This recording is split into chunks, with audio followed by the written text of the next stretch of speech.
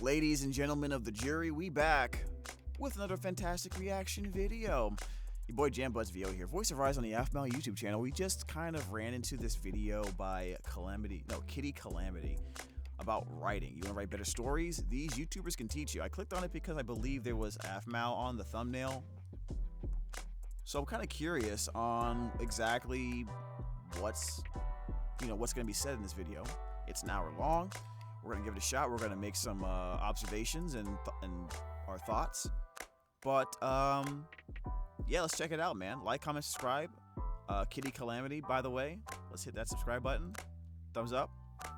And let's see what the video is all about. Without further ado, let's get right into the video. All right, I want to learn about writing. So what are you going to tell me? Whether that comes in the form of academic papers, occupational communications, or even things like writing fan fiction of one true pairing. Everyone writes, including you. My name is Kitty with 2 eyes, and if you know me personally, you know that I am writing all of the time. I'm like Alexander Hamilton, if we're being honest. But seriously, I never recounted myself as being very good at wording things in the flesh. But on a page, in text, I can articulate anything and take my time doing it. Most notably, I write to tell a story. I write informational stories like the last video essay I did where I spoke about the current and historical state of fandoms online. But not only that, I also tell fictional stories as well. Either way, the entirety of writing really comes down to being a good storyteller. And if I'm being honest, I have no one else to thank for putting me on this path than some of the YouTubers I watched growing up. When I was younger, I had a fairly typical experience for any weird kid raised in the late 2000s to early 2010s. I was exceedingly chronically online, obviously. I imagine you can tell that just by looking at me. I am a tuxedo-wearing cat on the internet now. Of course, I spent an obscene degree of time on the internet in my youth. Not only that, but I most notably spent a significant time on YouTube.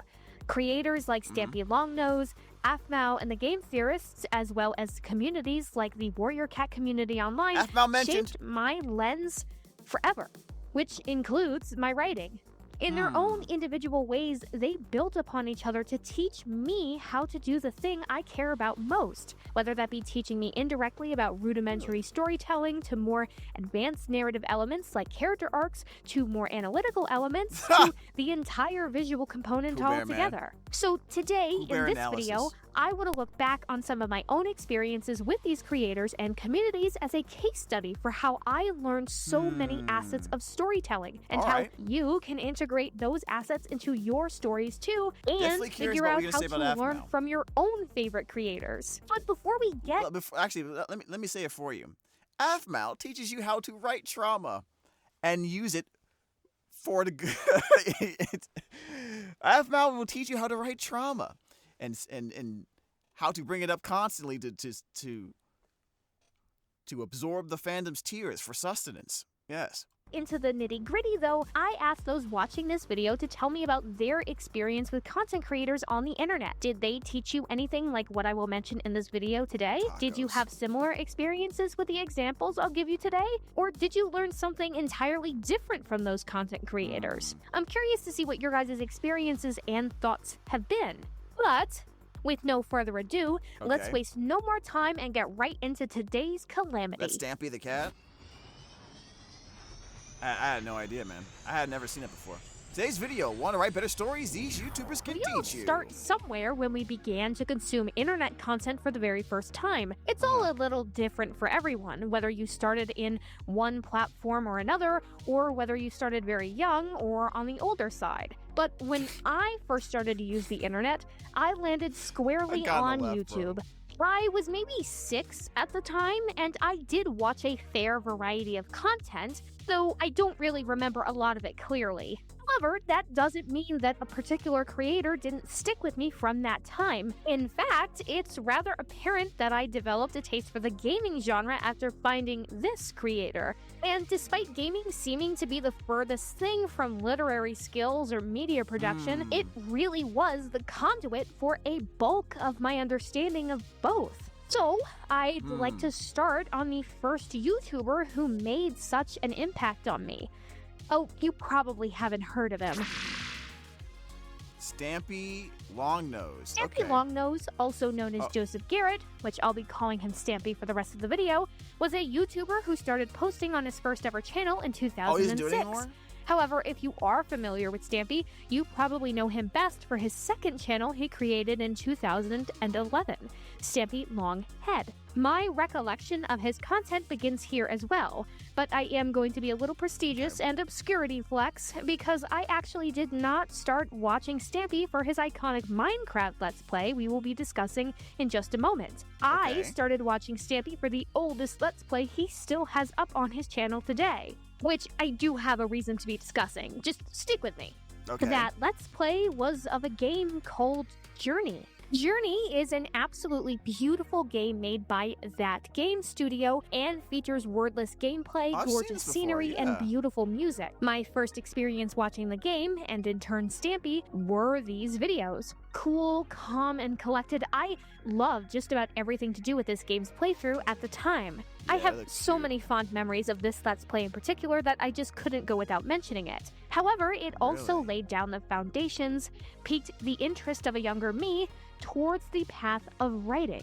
This playthrough introduced me to a YouTuber that would have an indescribable impact on my life, but it was also the first domino in the rippling effect leading to the content and their subsequent impacts I will be discussing later. This particular Let's Play primed me so perfectly for all of the content that would come after it because of the technical, observational quality that Stampy had at that time. We go. That's what it was. Okay, so yeah, that makes sense. Because like I was thinking, okay, maybe that game had a certain narrative that in video games you didn't know before could be a thing, which, you know, let's be fair, like a lot of people are like that, and that got them into writing. Like for me, for example, I got into voice acting through wanting to be an animator, right? That or being very interested in the character development in stories and in fiction and in games and well, mostly games, but yeah, I figured that that'd be something similar for you with the writing. But I guess we're going to go into a clip right here where it's going to give us a little bit of an idea of how he talks about the game, which, to be honest, if you're really good at Let's Plays, that's one of the most important things, being able to discuss what's going on and go deeper with your analysis and connect with the audience that way. It looks fantastic, doesn't it? I mean, I'm sure from a technical standpoint, it's not rivaling things like Crysis and stuff, but just artistically, it just looks beautiful. Yeah. I actually feel slightly warm. I've got my well, my room isn't actually warm, but just seeing all the sand and the sun and stuff, and I got my headphones on, so I got the sound like really close to me. I feel like I'm actually there and running around in the sand. For some reason, 6-year-old me was enraptured by this fella on the first watch and his technical commentary. Furthermore, the game itself would serve as a Chekhov's gun almost for what I would appreciate in narrative media. It had beautiful, expansive visuals with a gorgeous understanding of color and contrast. I'm going to stop right there really quickly. I can tell from that little bit of moment that he's really good at describing what he's doing in a way that makes you feel like, not only for the purpose of making you feel like he's there, but you feel like he genuinely feels like he is in there. You can feel his immersion. And I think that's really cool about the way he's described. And just from that clip alone. As well as a rich backing score to the entire game. This Let's Play was the first taste of what I would come to love so deeply in media, and I'm so glad he's kept up the series for as long as he has. But who is here for the pretty sand surfing game? We are here for Minecraft, baby! If you are weird and somehow got the Journey Let's Play on your Explore page back in 2012, if you knew Stampy, you probably know him from his iconic Let's Play world in Minecraft. Hello, this is Stampy, and welcome to a Minecraft Let's Play video. And another video inside of Stampy's lovely Your house is on fire. world. Stampy first created his lovely world back in May of 2012 and continued on to be a series of over 800 episodes. In this series, we watched Stampy expand his Minecraft world through various builds, building minigames and shops, Most of the videos followed a similar formula. Stampy would start with his iconic intro, the one you just heard moments ago. Yeah. He would greet his helpers, the other silent players or characters in the world who would help him build.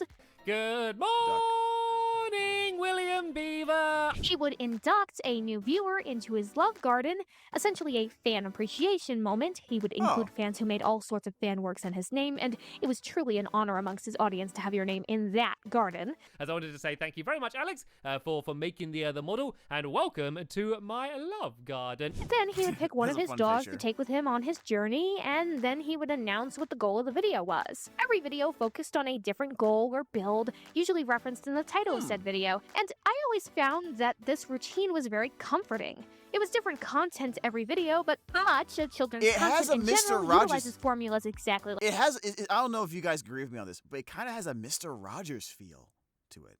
Like, is that weird to say? Like a Minecraft Mr. Rogers feel, especially like when the way he said hello to the neighbor on the other side. You know what I mean? And then he goes about his business doing his Minecraft mission, whatever he has planned for the video. Grabs his dog. If he does that every single time, it kind of has that level of consistency of a routine, like Mr. Rogers does when he comes into the house and he takes off his shoes and does all that stuff while singing. And it does feel the energy of it is more comfortable. Obviously, I'm more used to chaotic content. I wonder why that is. But, anyways. Like this for younger audiences. It was exceedingly effective, and truly, throughout my time with the series, I was never bored or unenthused by watching Stampy's antics in the episodes. However, as much as Stampy was mostly just a gamer who showcased the process of him building his world from the ground up, he also integrated story-based and scripted content into his Lovely World series every so often. Through this, I was taught about very basic story elements and rudimentary story structure, aka rudimentary storytelling. Give us an example, please. So what are basic story elements anyhow? What is rudimentary story structure? Well, to start, basic story elements are the people in the story, the characters, where the story takes place, the setting, the things that happen in the story, the plot and the conflict, where the story ends, the resolution, and the purpose of the story at all, the theme. Which can feel very, very basic to those who are already familiar, though we will discuss later in the video how elements like these... Yeah, but sometimes this person did a good job of explaining it very simply, but a lot of stories have multiple of these things happening constantly, even in the middle of the main conflict or in the resolution taking place, right? But especially when you deal with multiple characters, are expanded upon. Meanwhile, when we talk about simple and rudimentary story structure, we really have to look at the very basics of that as well. Basic structure of any story you are telling, regardless of whether it's fictional or non-fictional, will have a beginning, middle, and an end. I know, that's also fairly obvious. However, A, to a very young child of 6 or 7, maybe that's not obvious. And B, that's not all there is to rudimentary story structure. In fact, there's quite a bit more to it. Let's take a look at this. For example, like we're missing the shipping part of this graph here. By the way, she totally forgot about the shipping part. So hopefully that hasn't damaged her credibility as a writer too much. But just want to point that out in case she ever sees this. So she can fix it. Chart, graph, thingy. Yes. Your beginning can also be called your introduction, your exposition, the piece of the story that introduces all of your characters, your settings, etc. This is your starting place for your story. Then we move on to the introduction of conflict. That can appear in the form of a literal conflict, like a problem, or that can just be a conflict to the usual structure of the world the story is in. Yeah. Say your main character's hair suddenly turns purple or something. Your rising action comes next, serving as the midpoint between the beginning, which includes the exposition and the conflict, and the middle. The rising action will generally be spent trying various attempts to resolve this conflict. However, after enough attempts of that, we move on to the climax, where all of the information from the introduction and the rising action comes to a head in into one or multiple big moments. This is the turning point of your story, also known as the middle, though technically it doesn't have to be directly smack dab in the middle. Think of this as a massive battle between your characters and the conflict. This is the peak of your story, the storm all of these turns of events have come to. Once the climax piece of the story is complete, then we have our falling action. Falling action is essentially the piece of the story that happens after the climax. Sometimes this is an elongated process towards a complete resolution, or sometimes it's just a singular breath of fresh air after that climax. This is the in-between point of your middle and your end. Once all of those things have taken place, we then get to our conclusion. Conclusion can share traits with the falling action or happen congruently, but generally it wraps up your story or section of your story. We won't get into complex derivatives of story structures today, into a neat little bow. Most stories have a bunch of these going on over and over again, sometimes overlapping with other actions, sometimes not so much. In the grand scheme of things. But to keep it simple, she's not going to go into that. This is also when our theme becomes apparent if the story has it. This shows what the lesson learned was and what the point of the story was. Considering all of that, that's a lot for a little 6-year-old brain to comprehend. But I had Stampy Longnose's content because, like I said, he often had scripted and narrative content in his lovely world as well. This mainly appeared through his storyline with another one of his player helpers in his world, Hit the Target. There are various videos elaborating on the Hit the Target storyline in Stampy's lovely world, such as Stampy's own summary he made on the storyline, or the comprehensive video that a YouTuber by the name of Lando did a few years ago. However, me personally, want to take a look at the instances of Hit the Target appearing that fall in line with the basics I just laid out of story structure. If we look at episode 16, My Lovely Tower, and episode 42, Unexpected Drama, we can see the timeline quite clearly. To start very simple, the exposition is most notably the opening intro that every Stampy video has. By saying, "Hello, this is Stampy, and welcome to my lovely world," Stampy introduces both himself, the main character, and his lovely world, the setting. However, in episode 16, shortly after Stampy's intro, we are also introduced to Hit the Target, our future villain, with him posting antagonistic signage.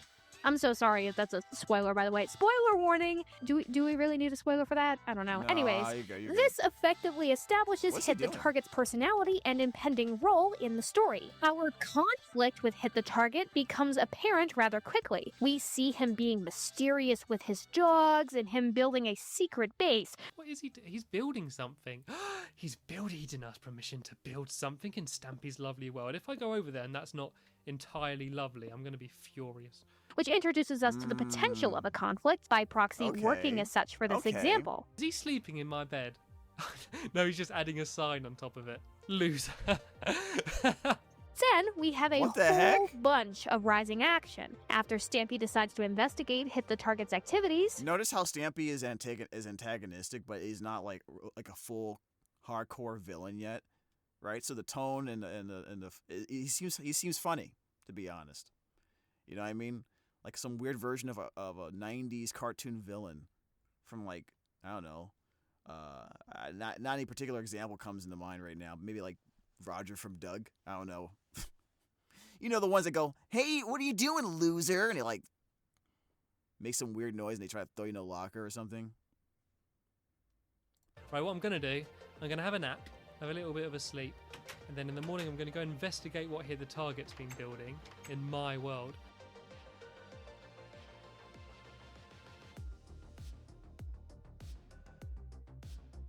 He's building a dog army. I knew it. I knew he was building a dog army. Like, he's collecting up bones and arrows. He's going to feed them all up with bones, and then he's going to equip them with arrows, and they're going to be evil dog bone arrows. I think he's just realised that I've discovered he's building something. He's coming to have a look. You couldn't hide it from me. Right, what is he building here? Oh my god, he's building a mine shaft. Whoa, this is huge. The actual climax... I like that because it's a good example to show in the video because it's showing, like... So typically, during the rising action, the protagonist will end up finding more and more information about the main conflict that they need to resolve, especially how it pertains to how it is in opposition of or preventing their personal goal or growth from happening, right? So, like, for example, if we would take a really basic anime style, we go the hero fighting the demon lord. During the rising action, the main character will learn more about the demon lord's influence and potentially how powerful they really are through certain conflicts here and there, destroyed villages, maybe the aftermath, and you learn information about what happened there. Or maybe you would have like a small mini conflict, mini versions of these, basically, where you go into like a town that's secretly ruled by the demon lord, right? And you get to really understand the breadth and the scope of what you're actually facing here. Yeah, it's like a really basic example that's like pretty common in a lot of anime, so that's why I threw it out there. And then the climax probably would be when in my example, would be when you actually face the demon lord finally. Now, my example I just thought about is probably more complex. It's probably a bunch of these doing this instead of just straight line, but anyway. Emerges in the next video I mentioned, episode 42. In this episode, Stampy is informed by another one of his helpers that Hit the Target is invading with the dog army and hidden base established in the rising action. The big battle. In a heated and high-tension episode, Stampy is pictured Stakes gathering his dog. And, okay, luckily I got my dogs coming with me. What have I got? I got Lucky, Tika, This is and when the Oreo. stakes are the highest. What are the helpers. stakes in this Guys, situation? hit the target. Hit the Target's trying to take over the land that he created, right? That's the idea. That's what it feels like. This is very important. If Hit the Target wins, there's no more episodes of this, right? That's like kind of the idea. We gotta protect our land. That's pretty straightforward and yet effective. It said he's invading. He's got an evil dog army and he's going to attack my base and he's going to try and burn it down and kill all my dogs and steal all my stuff. Are you guys going to help me? Are you all prepared? To finally take down Hit the Target once and for all, which he does not, but that's not the point. We see various aspects of this fight, including the smaller fights leading up to the big one. Oh my god, he's up there. He's right up there. Right, okay, let's get him. Oh god, he's firing arrows at me. Quick, I got cover. I used my chimney as cover. I'm gonna get him. Oh god, my aim is absolutely awful. If I just poke out, I do my little head glitching. Can I hit him? It's not gonna happen, is it? No. That's alright. Wow, that's alright, Kess. I'm gonna go in. Spamming those I'm gonna go in arrows. through the front door. I'm just gonna attack him from this side. I've got to sneak in carefully though. Oh look, he's been extending down here. Okay, I'm scared my dogs are going to get attacked. My dogs can sit down here for now. And oh my god, look at the crossbows getting fired everywhere and just glitching and floating. I don't know what's going on. Oh, there's lava dripping down. Dogs, get out of the way. Get out of the way. He caught you. I'm gonna repeat of Snowy. You guys stay. He caught you. See, that's really good. It's really good, right? The hero has a plan to succeed in defeating the antagonist, and the antagonist stops it in its tracks. Now he has to find another plan. That's good writing. Back from that lava. The death of one of Stampy's helpers. This is getting dangerous. This is starting to get dangerous. Oh, looks like Breadstick's on fire as well. Oh no, Breadstick burned to death. Breadstick died.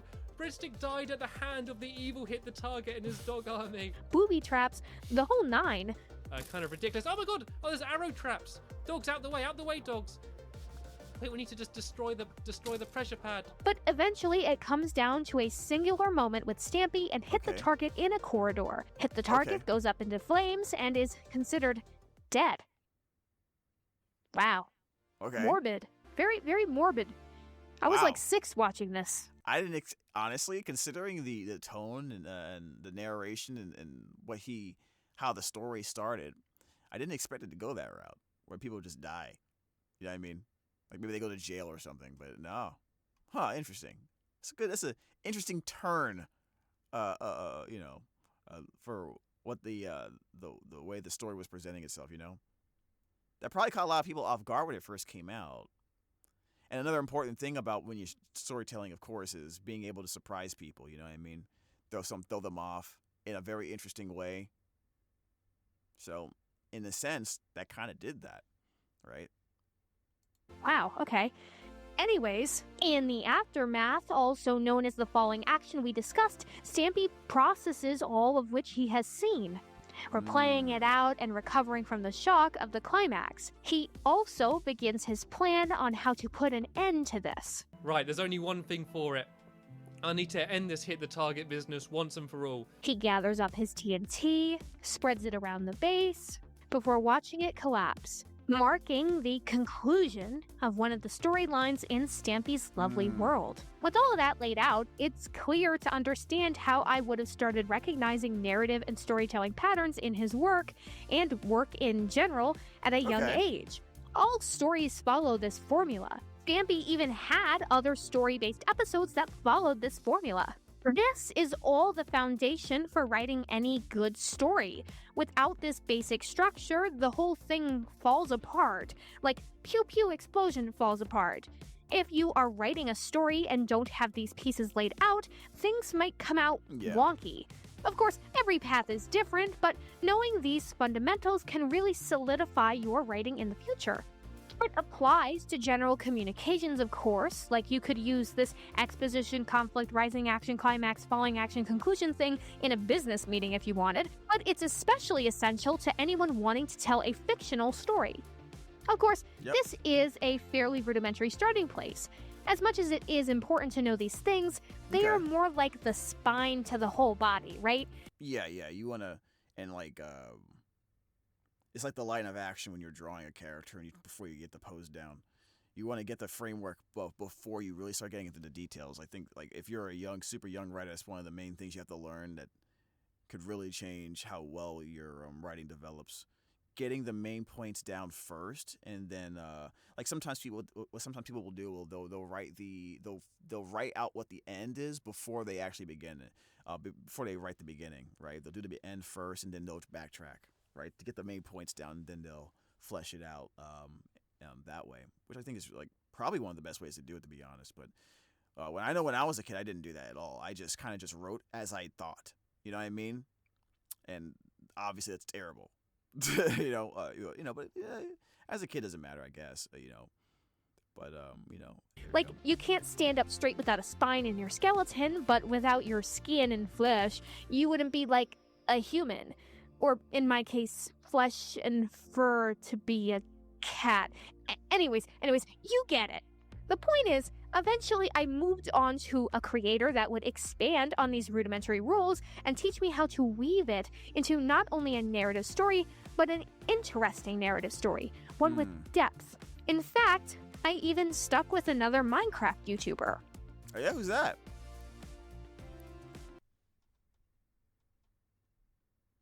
Okay.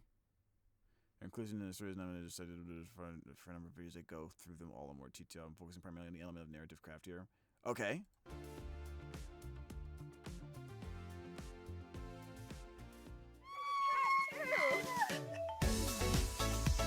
Hey, what's up, Noble?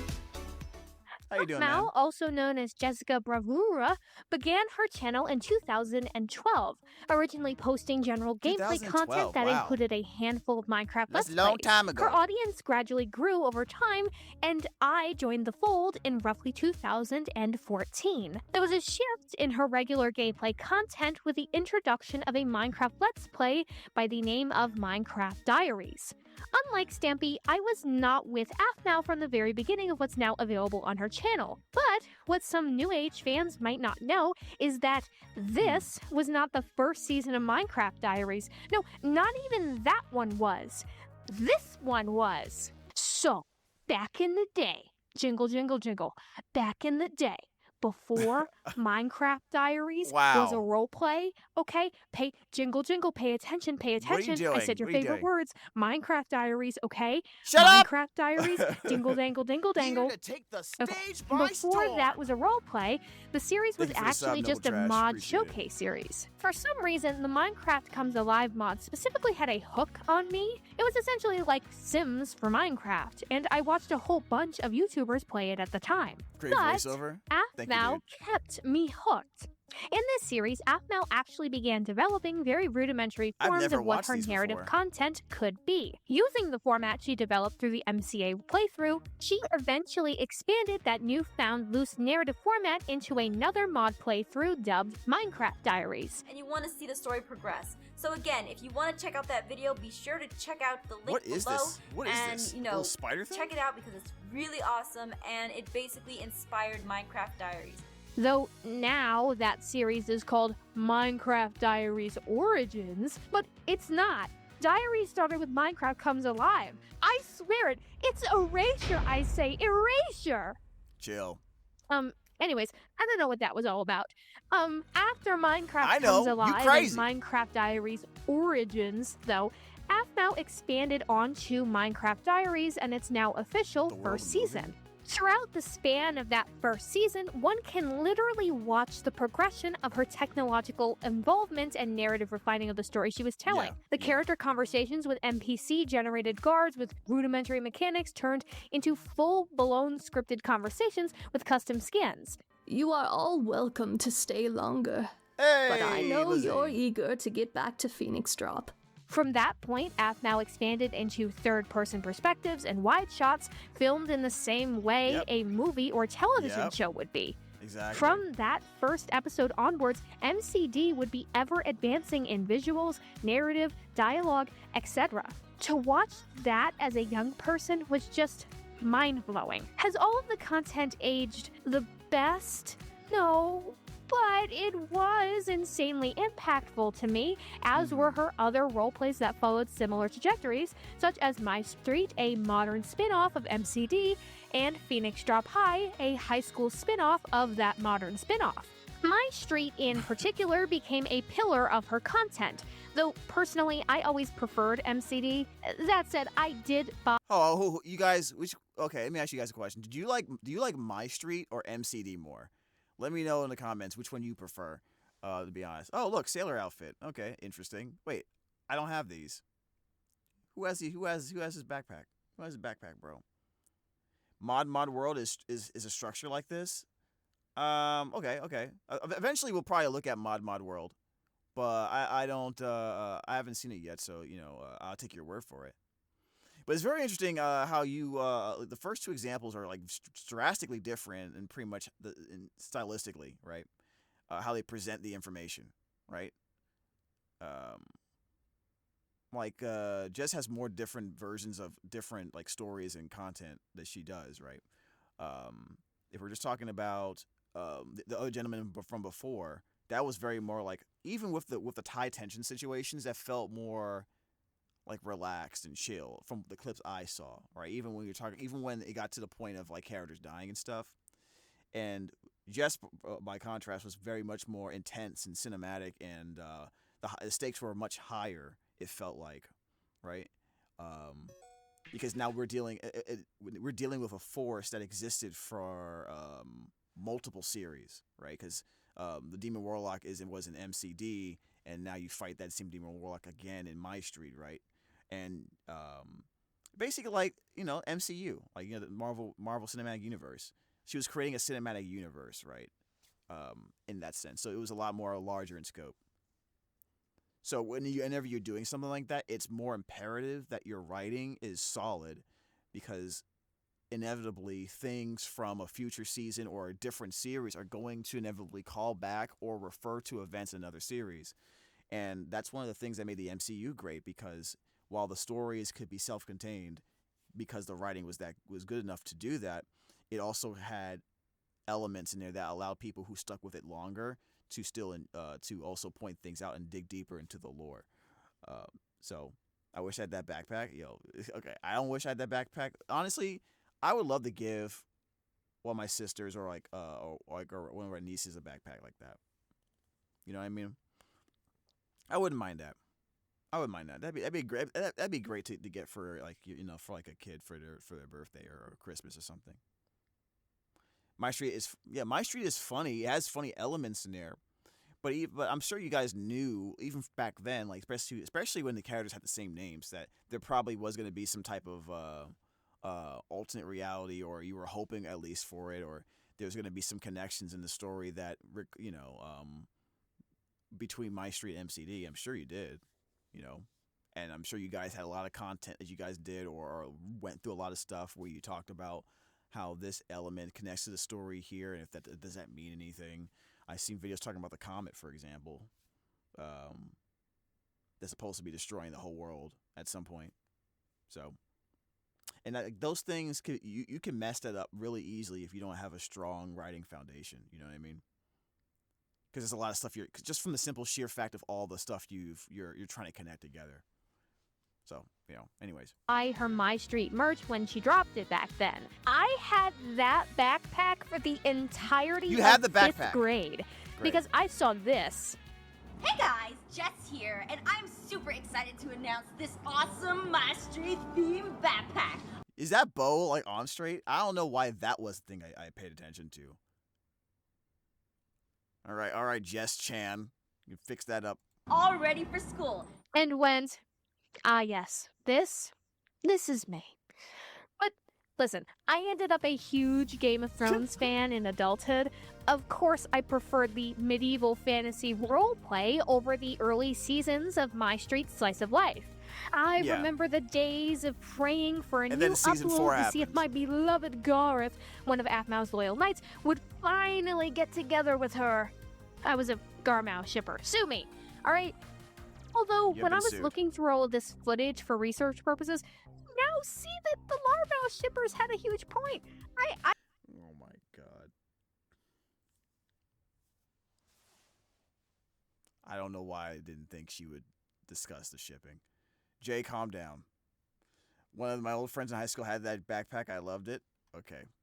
This is a pretty cool picture. To be not gonna lie. Is that a ladybug on her shoulder? Damn, she hot. Mother effer. I'm here to learn. Shipping is forbidden. I get it now. I've matured. I've aged, and you. Oh, you've seen the light. So you're saying the Garmau shippers are okay. You know what? We're not doing that today. We're not doing that. What? They were right. Anyways, through all of this content, though, Aphmau's role-playing videos eventually brought me to learning on how to actually build on top of those fundamentals I learned through Stampy. What Stampy did not do in his videos was go very deep into a structured narrative. Yeah, you did. Yeah. However, very simple. Aphmau, as her work advanced over time, she began to include other fundamentals that would stick with me for a very long time. One of which being an essential skill I literally couldn't write without, and no one should write without. Okay. Character arcs. There we go. And now, like I said, most stories, they have multiple character arcs happening in at the same time, intersection and intertwining oftentimes in as the main arc, as the main story is continuing, right? So the question for you is, let's see if you know it, what was the main arc, the main conflict of My Street? Right. Now, obviously, I would say you can start from season 4, or what was the main arc of because there's some elements in My Street that require you to kind of know more about Phoenix Drop. I get that, but generally speaking, what was the main arc in your opinion, of My Street? And then think about like two character arcs that kind of intersected or intertwined with that main arc, with that main story. I mean, that main conflict. Think about that for a little bit. You don't have to answer right now. One of the most important pieces of writing, especially in narrative work, are character arcs. Character arcs function in a similar sense to the foundations we laid in our previous section, just more focused on the characters themselves. It is the progression and change of a character over the span of a story. There's the beginning of the character's arc, where the character remains in the status quo of what's normal. Then there's the transitionary period, where some inciting incident forces a character through different challenges and obstacles. Through these challenges and obstacles, the character learns in one way or another. After this point, there's usually a realization, and the change officially happens, making for a new status quo. Aphmau was my first introduction to this concept on YouTube, and probably the first one that really made me understand what I was looking at. Let's take Lawrence Zaval, I'm absolutely not pronouncing that right, for example, in Jay, did she pronounce that correctly? I'm assuming you have his name tattooed somewhere. So, like, did you announce that? All right, I'm sorry. My bad. Minecraft Diaries. Lawrence Duvall is introduced to the audience when Aphmau enters the town of Metelli for the first time. Immediately, he begins to make passes at her and acts like a cool, suave dude with no cares or worries in the world. Let's see, Lawrence. Lawrence looks like a guard. Good evening, milady. Oh my. Look at his hair, bro. Yeah, hi. I'm sorry, it's ever so rare I see a maiden as beautiful as you. You're like a pearl that has just fallen from the lost city of Jesus Christ, this guy's like Pepe Le Pew on drugs. Atlantis. Rare, beautiful, enough to take my breath away. Some might even consider him obnoxious in Yes! this state. Cough, cough, me in middle school, cough. But opinions change over time, and to each their own. Due to some conflicts in Metelli, Lawrence asks Aphmau for some help solving them, in the way that only pre-development Lawrence would. I ask you again, my love, will you help me? Sure, but never call me your love again, or God, no. Sure, but never call me your love again. This is when Lawrence gets more intertwined with Aphmau as a character. And this is also the status quo stage I mentioned earlier. Afterwards, Lawrence became a congruent piece of the story, so much so that Lawrence joined Aphmau on a rescue mission to save... My head. Why do I always get knocked? Holy crap, where am I? Chicken shaman, Oh my... goddammit. Who are you? this guy from Yes. the Shadow Lord in the Nether. However, Aphmau and this guy have to leave Lawrence in the Nether alone, so they can escape while he attacks the Shadow Lord. Lawrence, what are you doing? Aphmau, this isn't going well. You, Caster, and Cadenza need to go. Now, I'll hold them back. Lawrence, Oh, no! the sacrifice. Don't worry about me. You two need to get out of here. Now, Yes. go! Yes, All right. let's listen to Lawrence. I don't like him, but he's got a great idea. Alright, yes, alright. Why is he standing back? Whoa! This, I my don't friends, remember the is our sound sounding like inciting that. incident. Not only is it a change in the status quo, but Lawrence is actually We can ignore the chicken changed shaman into parts, a guys. Shadow Knight through this event, which a Shadow Knight is essentially a hive mind-esque servant for the Shadow Lord I just mentioned. This is the moment that changes everything for Lawrence and starts him on his character arc. Eventually, he is Ghost. saved from the Nether and returned to Aphmau's village. When he wakes up blind, which is a literal depiction of him being changed by the experience. However, there's far more to this than that. The blindness doesn't remain, being solved later on, but after a character design change and over a dozen episodes pass, we see Lawrence explain what being a Shadow Knight actually did to him and the trials and obstacles he's facing, which make up his arc. This is a good example. Not gonna lie. I figured you'd be here, Lawrence. Not This is gonna the one be. place Not gonna I lie. thought It's a good you'd be. example. How's it going? Everything looks fine here. It doesn't look like there's anything to worry about. What if the wolves try to reconstruct it? I've already spoken to the Elder Wolf and told him of the Shadow Knights in the Nether. Let's just say I'm 100% sure the wolves won't mess with the Nether portal. Not for a very long time. That's great to know. You didn't like the face cam? It is. Interesting. It puts my mind at ease. Last Well, time I went through another portal. That's how you know the transition to becoming more cinematic was happening, right? It just made more sense to take the webcam off. Well, I didn't come out as the same person. What is different about you now that you're a Shadow Knight? A lot, Aphmau. More than you can physically see with your eyes. Well, then why don't you tell me? My heart feels different. My mind functions more fluidly in a manner that puts myself before others. A selfish trait. I can fight these thoughts all I want. My fear is that they might take over. I never want that to happen. I want my mind and heart to stay the same. Even if you don't love me, I never want my heart to forget you. Essentially, being a Shadow Knight affects that individual's mind and heart to the point where they risk losing themselves to their shadowiness, I guess. There's more layers to this involving the Shadow Lord, mostly Resisting pertaining the to the call. Shadow Knight being primed to do the Shadow Lord's bidding and functioning as a servant to him. Kind of like Will Byers and Vecna in Season 2 of Stranger Things.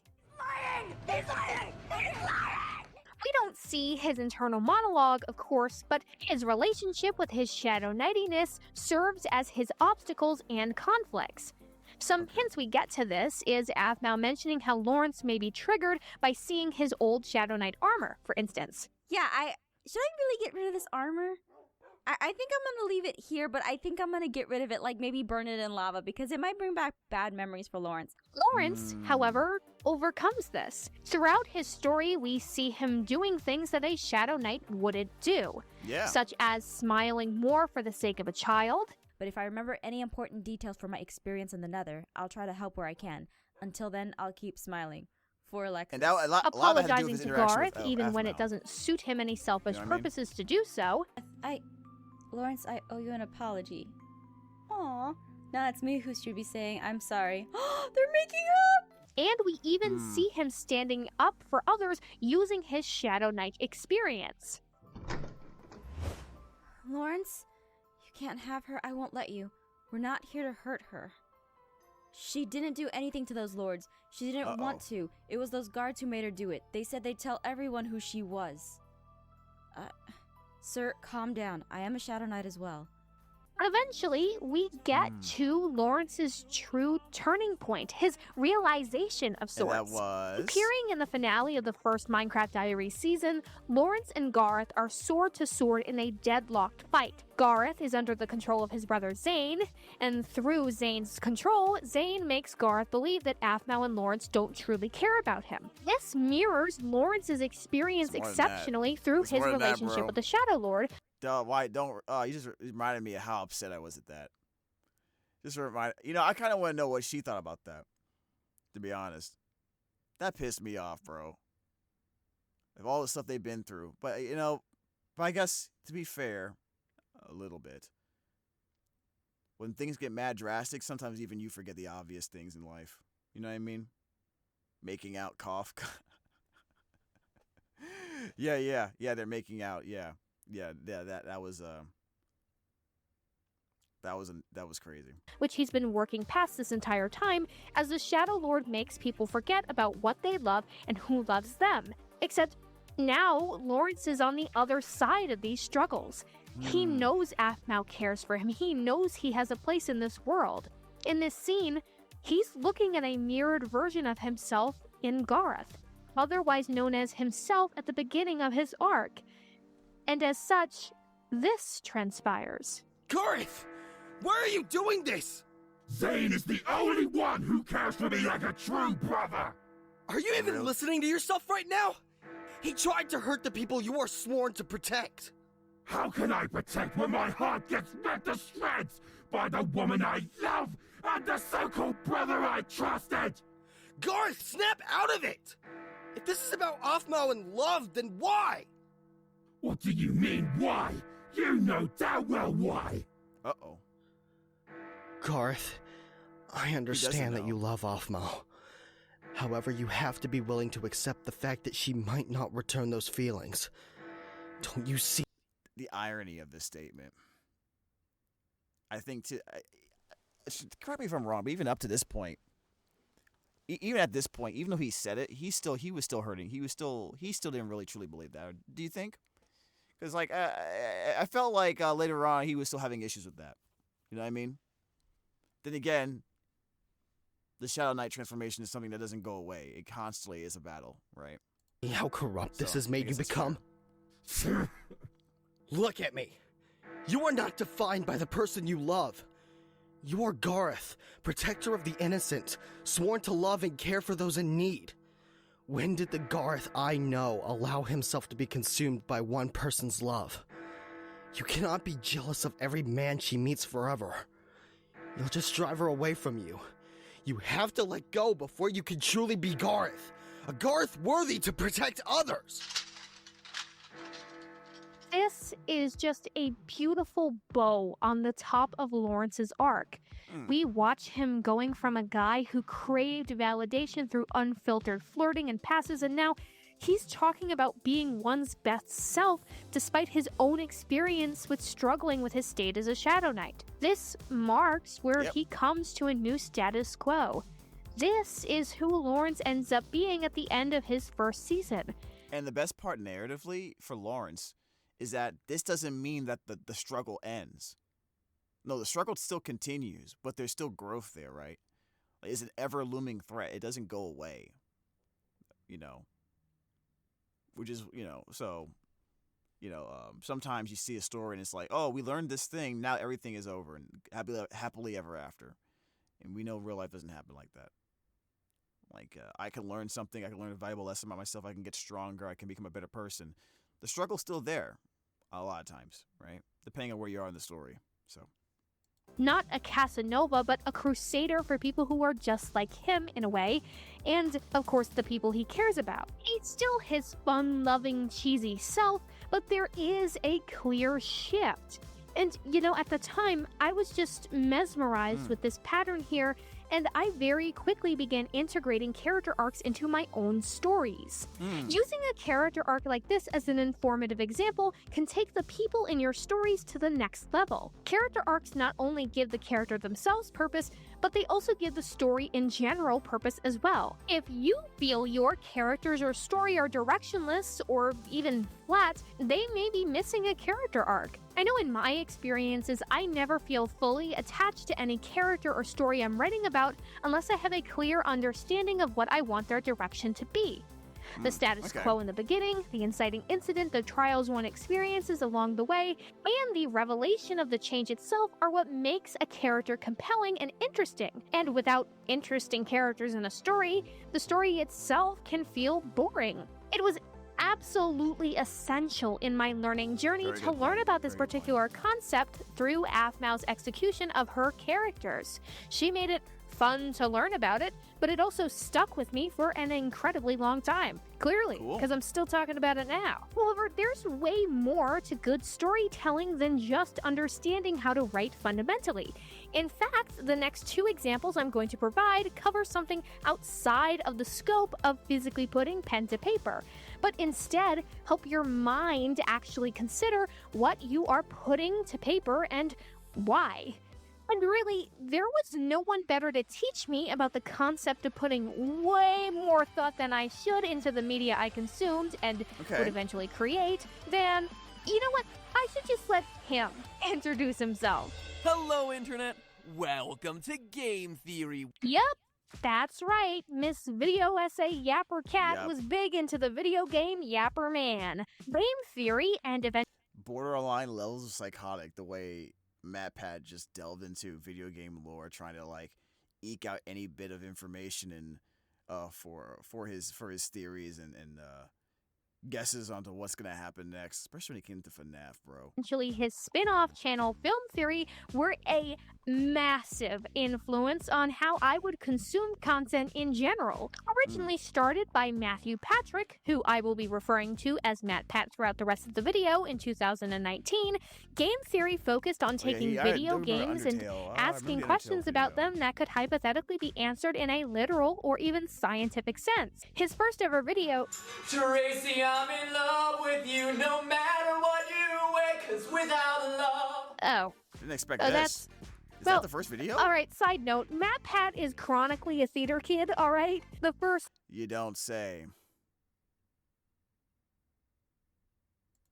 1, 2, 3, 25.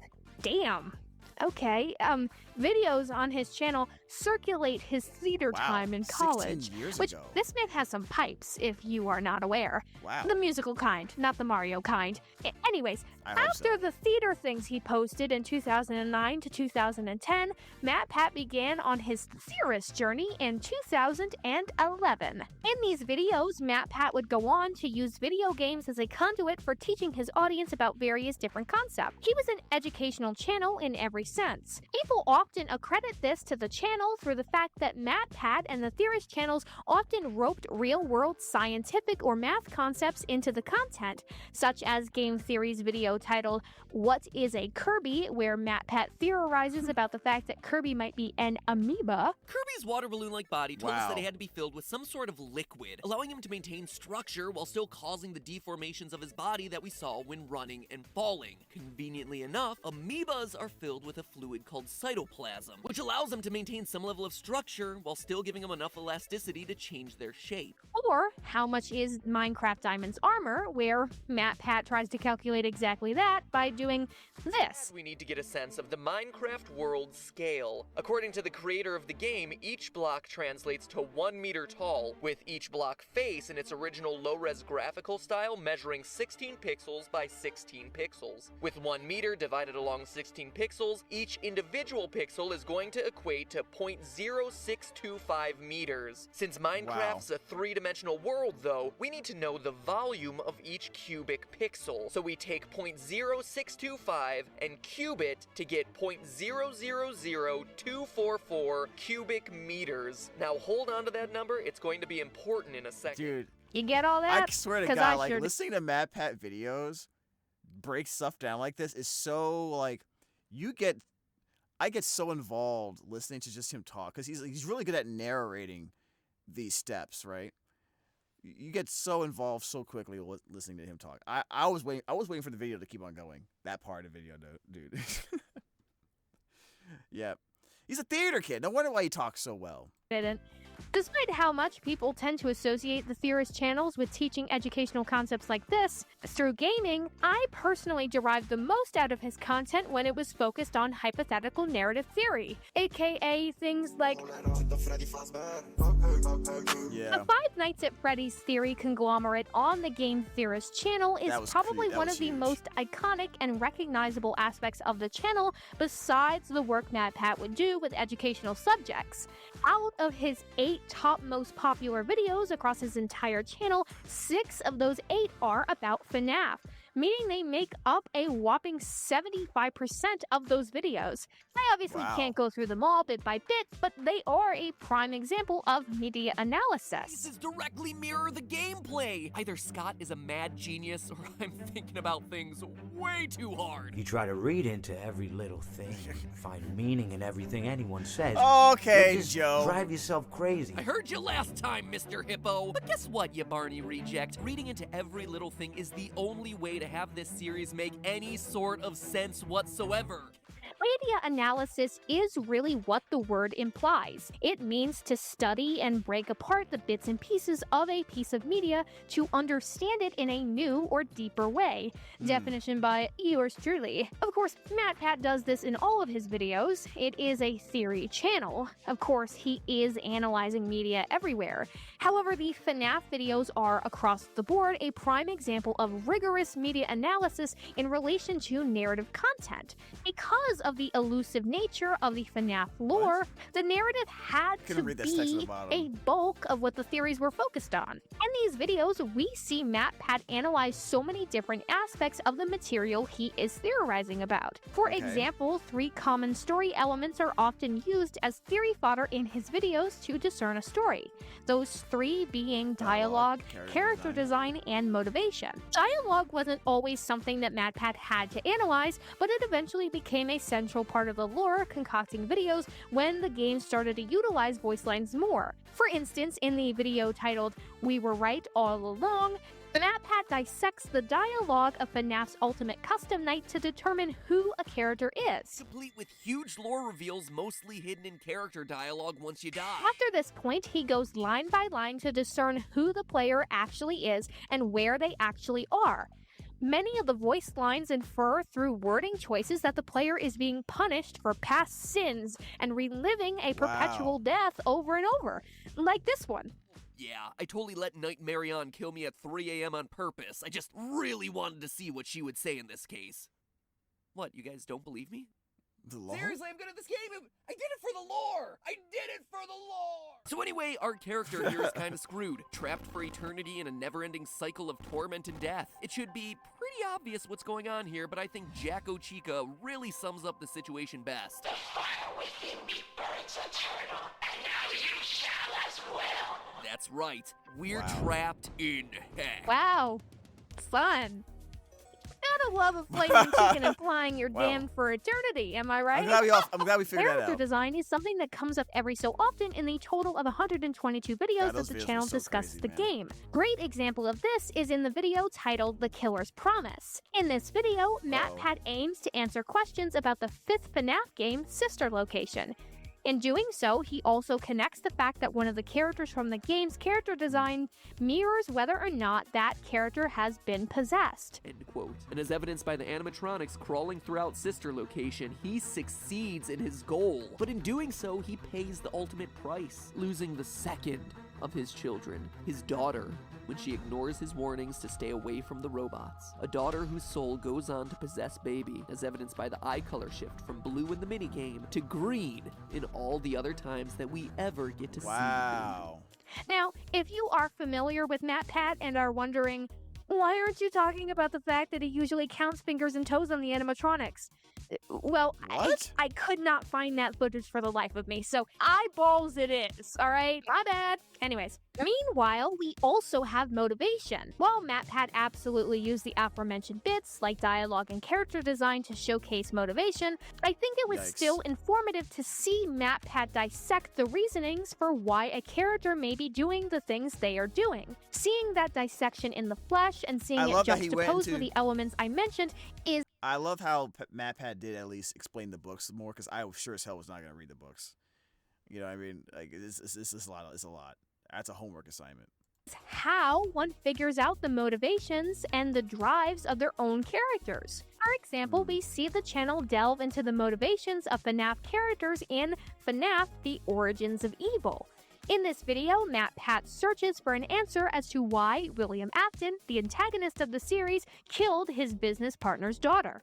You see, one thing that I kept getting stuck on in the building of a timeline was the question of why. Why does Afton kill? And out of everyone, why does he kill Henry's daughter, Charlie, specifically? Utilizing pre-existing entities to compare and contrast, namely the rivalry between real-world animatronic entertainment restaurants Showbiz Pizza and Chuck E. Cheese, MatPat establishes what William's motivation could be. Happened in the games. William's bear-themed restaurant went heavily in debt. He gets saved by his rival Henry, and the two merge their restaurants together to create Fazbear Entertainment. Chica, a mediocre melody, officially joins Fredbear's cast of friends, and the rest are slowly phased out to obscurity. And William, angry and bitter, never truly lives down the humiliation of his failure, prompting him to lash out in a drunken rage against Charlie one night behind the pizzeria. This feels right to me, to set up William as more than just an evil purple guy. This flow of events actually gives him a reason to want to kill. With all this in mind, I began to ask myself questions of this sort about my characters. Do their designs mean something? Are there details in their looks that mean something deeper? What about their dialogue? Is the word choice going to be indicative of a larger meaning? Does it paint a larger picture? What about real-world equivalents? Can they help develop a story further to make it seem more real? And these questions in relation to writing weren't the wrong thing to take out of his channel either.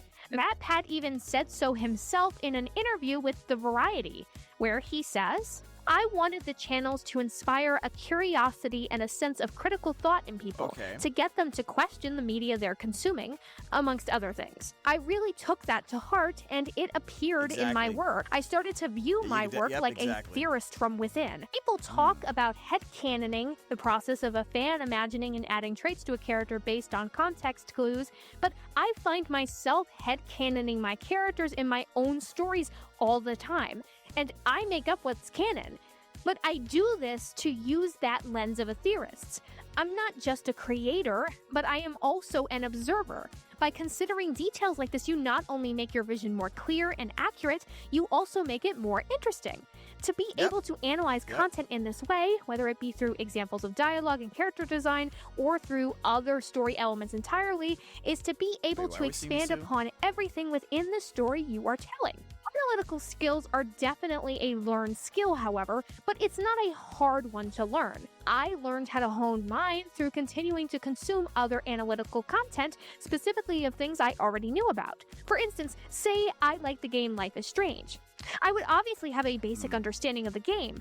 I would have my perspective. However, if a channel like The Game Theorist has a video dissecting Life is Strange, which they do, then I should give that video a watch. Doing so will give the viewer, aka me, A couple of things. Perspective, yeah. Namely, it can give newfound perspective. Perhaps watching an analysis of a show, movie, game, etc. you are already interested in may give you a new angle to view that media. Not only that, but if you notice that you didn't pick up on what that video had mentioned when you consume the media yourself, now you know for next time to look for that particular aspect.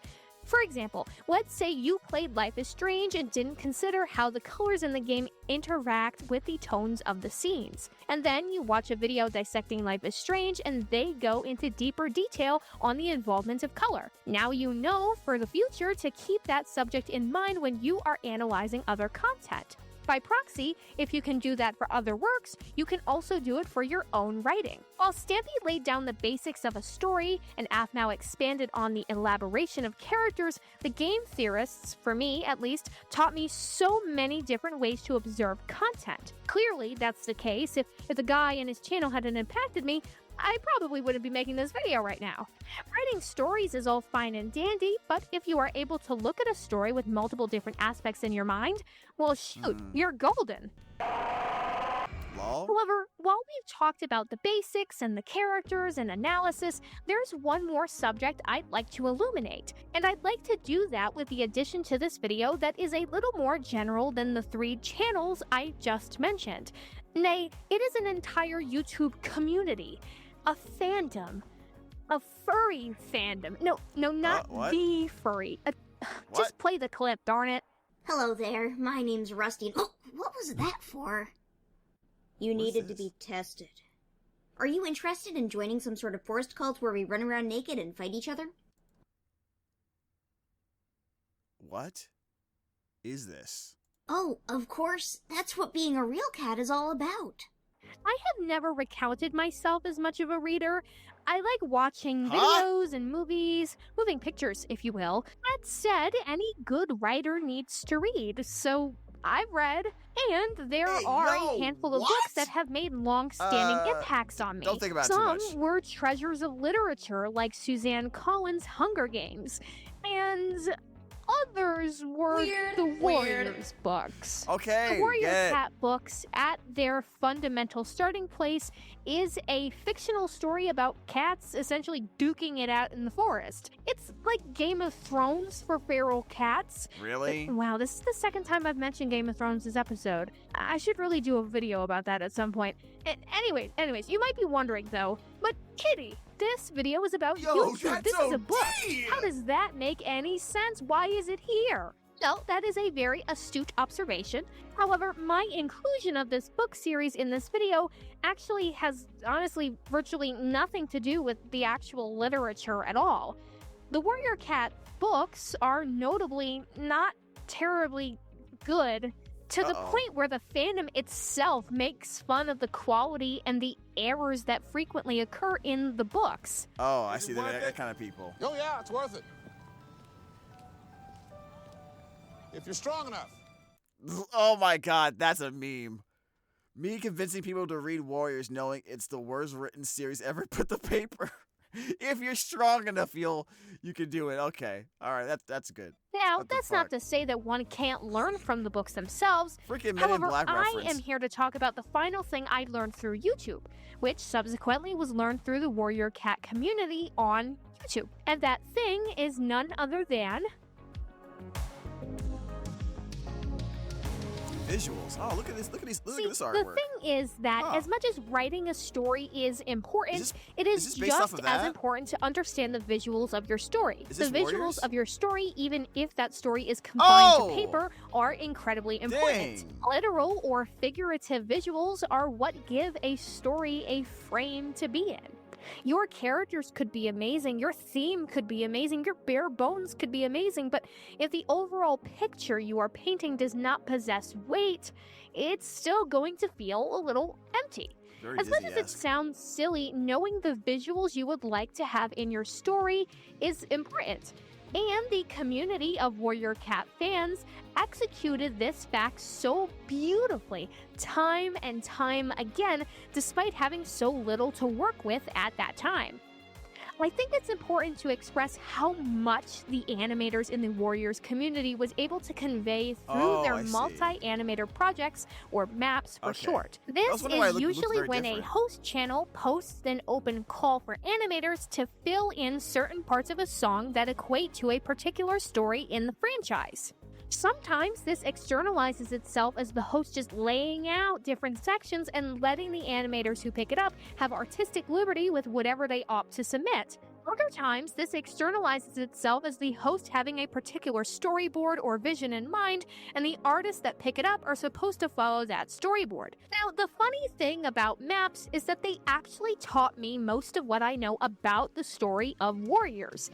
I actually did not read past the first arc, aka the first 6 books, meaning I hypothetically should— Wait, the first 6 books is just one arc?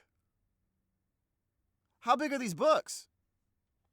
Okay, and the fact that you even said that this series is shitty, like, man, maybe you're strong in the real way, you know? Not have known anything about any of the arcs that occurred afterwards.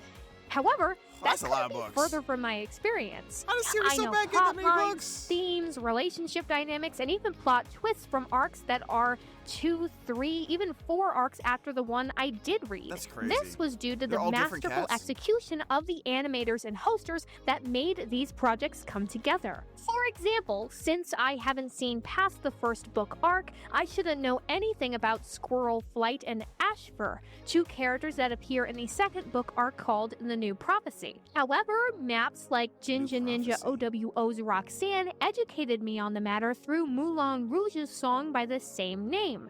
Or, for another example, I shouldn't know anything about Maple Shade, a character who is introduced in the 4th book arc called The Omen of the Stars.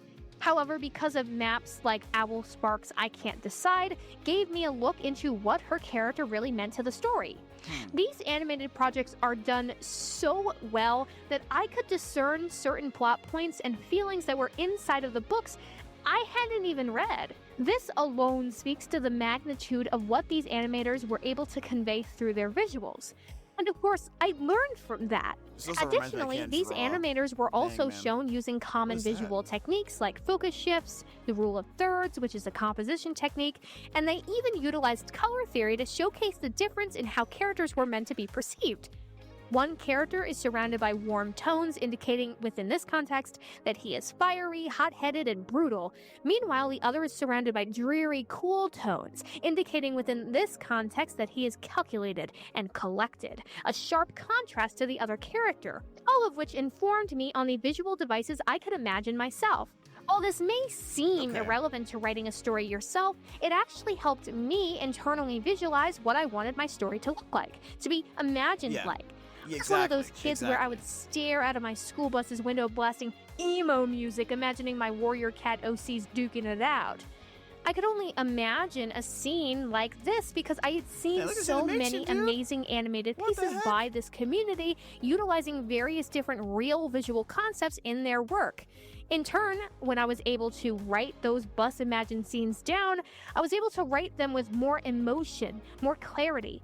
This is a skill I still use today when observing any piece of media or writing stories of my own. Knowing how you would want something to look in your writing ensures that your story is more specific, solid, meaningful. Let's say you can imagine a scene being dreary and blue. You can use your word choice to reflect that. Let's say you can imagine the framing of a scene to be set with a character dead in the center. You can use word choice to make that framing more apparent on the page. And for me, without these maps, I probably wouldn't have learned how to combine both the art of visualization and the act of storytelling. So what can we do with this? All right, what's the conclusion? Over time, through my experiences with all these different creators, I learned valuable skills I use to tell stories today. Of course, they weren't the only materials that taught me. I also learned similar skills or built upon the ones I listed here by using other pieces of media like regular television shows or movies. However, a large sum of what I learned for the foundations of what I know today were built on the examples I provided in this video. Especially since a lot of these examples come from like my middle school and elementary school days, so obviously I've built on these skills, or I hope I have. Yeah, Subsequently, you don't have to use these particular examples to build. You know what? I actually have a random question for her. I wonder. I would love to see her analyze alternates. To be honest, I kind of want to see that. Your own foundations. It all comes down to individual pattern recognition. If you notice something you like in a pre-existing story, I implore you to really dig into why you like it in the story. Have you ever noticed patterns with how your favorite pieces of media were set up? Do they structure things in a way that you find interesting? What about characters? What about your favorite characters is so compelling to you? Can you apply those elements to your own characters? How about aspects like language or motivations? Do the shows you like utilize any particular language choices in their dialogue? Can you teach yourself how to use those patterns? And what about looks? Do you like any particular aesthetic in a piece of media? How could that translate into your work as well? Questions like that are amazing ones to ask yourself if you are both consuming content that you are inspired by and want to improve on your own stories in the same way. Yep, before you even begin to write chapter 1 of your book, guys, these are the questions you have to ask yourself and really really flesh these things out if you're really trying to make a strong story, a strong backbone, right? If you really lean into the stories you love made by others and ask yourself as many questions about that work as possible to yourself, whether that content is made on YouTube or otherwise, you too can start writing and producing stories you love that are self-made. Because that is how I learned to write my stories. And in my case, You guys have so many good examples too on YouTube. Thank you right? all so much for watching this guys newest definitely video can to do the it. end. As always, let me know what you think in the comments. Do you Yeah, this is a great video. I know some of you guys have come through, told me that you guys were writing stories or thinking of ideas, or some of you guys even have your own channels where you're creating content. And the question I pose to you is like, what examples or what channels, what on YouTube specifically, inspired you to become a writer, and what aspect of it influenced you the most in your current writing ability, your current writing process, your story, your storytelling, right? Ever since the early 2000s, it's been a lot more that can inspire you to become a writer, or at least develop your writing, right? It's a lot more, So curious to what else you guys have. I mean, I know some of you guys are probably Aphmau fans, right? So you probably would point her out specifically, but I'm curious to see what other pieces of media you guys would say, or any specific channels, and why. If you see if you can figure out, cause if you're a writer now that's been influenced by some of this media, like try to think about what particular aspects of Aphmau or other things, other content creators or other stories that you've read, whether books or otherwise, that you really focused on that really made an impact on you as a writer, right? So even though I'm not a writer, one of the things that got me into voice acting, to stay essentially, was Full Metal Alchemist Brotherhood, because not so much of the powers and their abilities is more about how human the characters were. Like, there was a certain humanity about the characters that I thought was really interesting, and you could feel it in the voice acting, right? Even though these were anime characters and a lot of crazy stuff were happening, had a lot of crazy and hectic moments, there was definitely a warmth there that felt close to home with the characters, and I felt like that type of thing in a cartoon was something I wasn't paying attention to earlier, and it got me more interested in the acting side of it, right? So that's just one example for me. If I was just to kind of look at it as a voice actor, right? But I'm sure there's stuff like that for you too, right? Yeah, let me know. This was a good video. Let me see. We did subscribe. Okay, yeah, everyone subscribe to kiittycalamity. Great video. Hopefully, there's more videos coming soon from this content creator. We'll love to see them do some type of analysis on even alternates, actually. So Stampy Longnose, Aphmau Game Theory, and the Warriors fandom. Considering your avatar, I guess I should have realized, that you probably, that last one you picked, should have realized. I should have seen the correlation there, even though I'm just saying. But anyways, also, did you draw that character? Did you draw this? Did you design this character? So you're an artist as well, looks like. Anyways, I do like the design. But let's go ahead and end this video. Thank you so much for watching. Really appreciate it. Let me know your thoughts. Take care of yourself. As always, stay jamming.